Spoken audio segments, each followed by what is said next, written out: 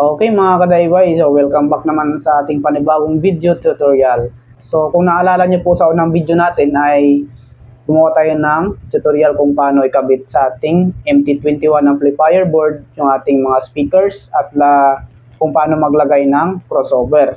So bali ngayon ang video natin ay ituturo ko sa inyo kung paano maglagay ng preamp para magamit natin sa video key yung ating MT21 amplifier.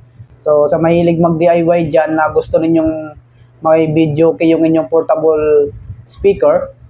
So ito na yun mga ka-DIY yung video para sa iyo. So sundan mo lang video ito at ituturo ko sa iyo ng step by step. Okay, so ganito po yung connection ng ating preamp mga ka-DIY dito sa ating MT21 na amplifier. So itong ating 21, ito po yung kanyang forma. Ito mga kadayway, ito yung input ng auxiliary or manggagaling sa ating cellphone. At ito naman ay papunta dito sa ating amplifier. So nakalagay naman po dyan may left, ground at saka right channel. Ganun din dito sa isa, merong left, ground at saka right channel. So dito yung input ng ating mic at ito naman yung kanyang power supply na input. Para ma-connect natin ito mga kadayway sa ating cellphone, meron tayo ditong connection sana ng jack. So, katulad dapat nito mga kadayway, ito yung gagamitin natin dito. May lagay natin itong jack sa ating cellphone. Yung sa akin kasi, dinirect ko na lang siya.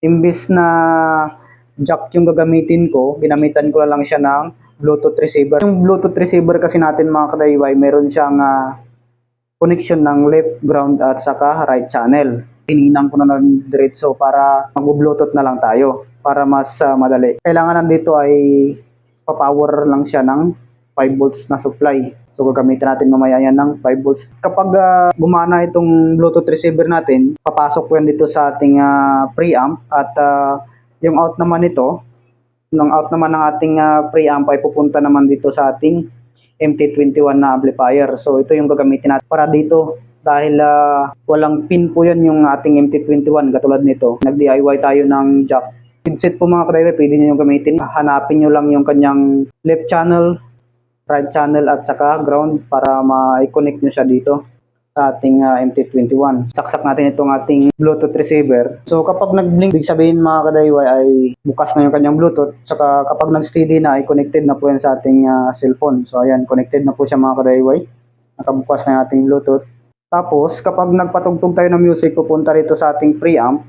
Input niya dito, tapos itong output papunta dito sa ating amplifier. Yung power nito mga kadayway, 12 volts lang din, dito ko kinuha. Saka ganun din dito sa ating MT21. Bali nagparallel lang tayo ng connection papunta rito sa ating power supply. So bali isang supply lang pinanggalingan ng ating dalawang module na ito. Test natin siya mga kadayway para makita ninyo. Pag halimbawa naman na wala kayo nito, pwede naman gamitin nyo mga kadayway ay itong jack. Yan, mag-DIY din kayo ng jack at ito isasalpak nyo ngayon sa cellphone niyo kung hindi nyo na kailangan ng Bluetooth. So yan, try natin. Kung natin, isaksak natin yung ating power supply. Saka natin on nating amplifier. So yan, on na rin siya. Try natin isaksak yung ating mic naman sa ngayon. On na natin. Sound. Ayan, so gumagana po siya mga kadayway, gumagana po yung ating mic. So ito yung ating power supply na nag-drive sa dalawa unit na ito. Ito yung ating speaker, tsaka ito yung isang base natin sa ilalim. Nilagay natin yan sa sub kasama itong ating maliit. So testing natin, na-connect ngayon sa ating mic. Ayan, so may singer tayo rito. So testing natin.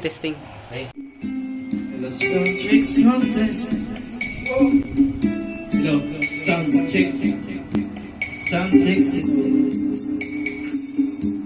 Sa aking pag-iisa, inaiwasan. Kikita tayong muli, hindi ko na ikukuli. Na nais madama muli yung pag-ibig kahit sandali. I'm getting all that I something to rely